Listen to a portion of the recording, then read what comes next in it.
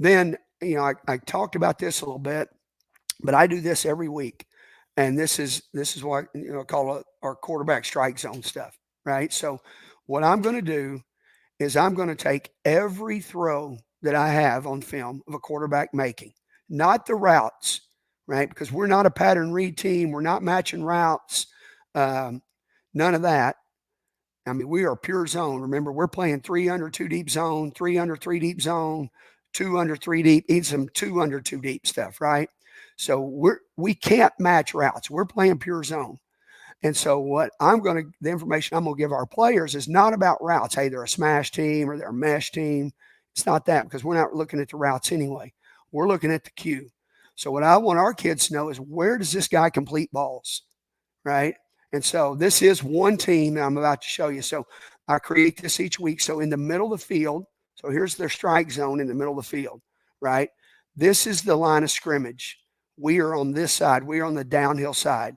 So there's a 5-yard throw, 10, 15, 20, 25, 30, 35. Okay. So you can see this guy had a big arm. He'd completed one 35 yards down the field. Well, almost 33. Okay. So, but in the middle of the field, right, if I'm looking at this as I'm play calling, right, do I need a one high safety for anything when the ball's in the middle of the field?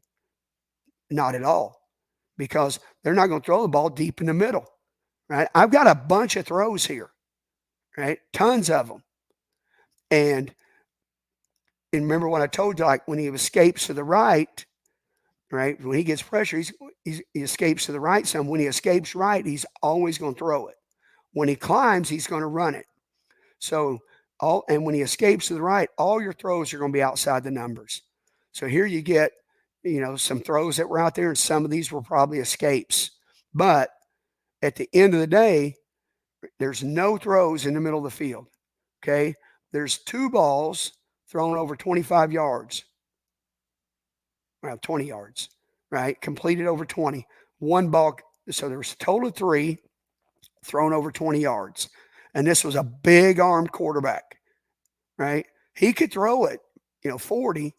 He could probably throw it 70 in pregame. But in the game, this is where he threw all the balls in the middle of the field. Green dots are complete. Red dots are incomplete. The diagonal shape square is the red zone. So this was a red zone throw. So he threw a ball 6 yards in the middle in the red zone. And then these are interceptions. Okay. So there's his throws in the middle. Here he is when the ball's on the right hash. So when the ball's on the right hash, okay, there's some throws into the boundary, right? Look at all the throws to the field, but look at the depth of the throws to the field. So you got 5, 10, 15, 20 yards. So when the ball was on the right hash, right, he threw 4 balls over 20 yards, and 2 of them were intercepted. Right, just heaving it up kind of stuff. So again, do I need a deep middle defender? And when the ball's on the hash, so if you go back and you start thinking about your 5 high coverages, right, here's the perfect time for me to be using Rocky as my coverage, because I'm going to push to the field here.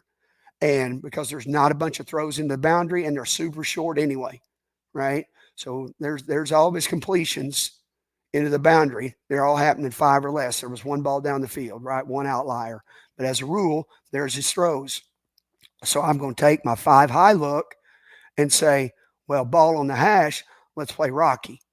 And we'll push 2 guys to the field. Or even, depending on the depth of his throws, we might even play some Rambo and really just trap the field with those 2 guys. Okay. But there's all of the throws he made from the middle of the field. So these are balls caught on the line of scrimmage. So these are going to be screens. All right. Tons of screen in the middle of the field. Okay.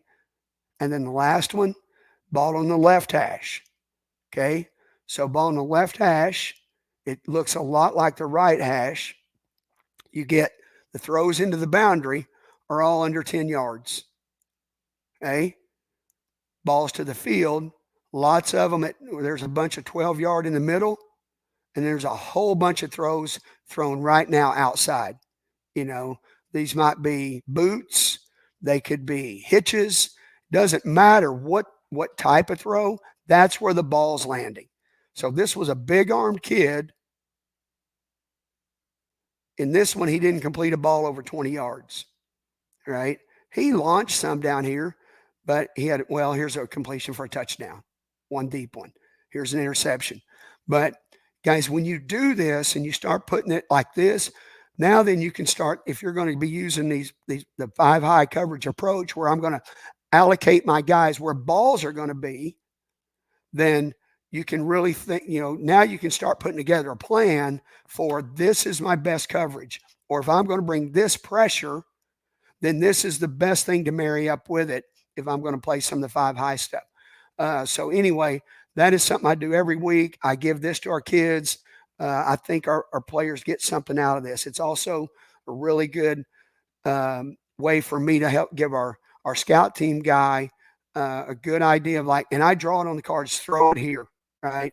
But I want him to understand, dude, you got to throw the ball 15 yards, man. That's it. Stand in there and throw it, okay?